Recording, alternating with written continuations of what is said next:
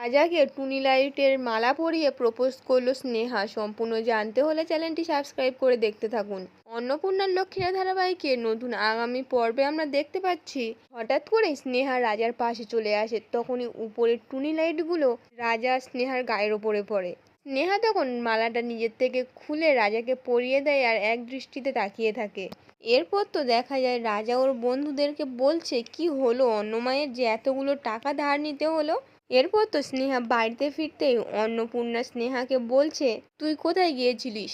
স্নেহা বলছে আমি মহাজন দুর্গাবতীর বাড়িতে গিয়েছিলাম। তখনই স্নেহার বোন বলছে ওই ওই শয়তান মহিলাটাদের বাড়ি। অন্নপূর্ণা তখন বলছে বড়দের সম্পর্কে এমন কথা বলে কেউ। স্নেহা তখন অন্নপূর্ণাকে বলছে তুমি ওই মহিলার হয়ে কথা বলছো কেন, ওনার সঙ্গে কি তোমার কোনোদিন দেখা হয়েছে। অন্নপূর্ণা তো তখন ভয় পেয়ে যায়। আপনাদের কি মনে হয় অন্নপূর্ণা কি স্নেহা কি সত্যিটা বলবে? তাহলে কমেন্টে জানাবেন।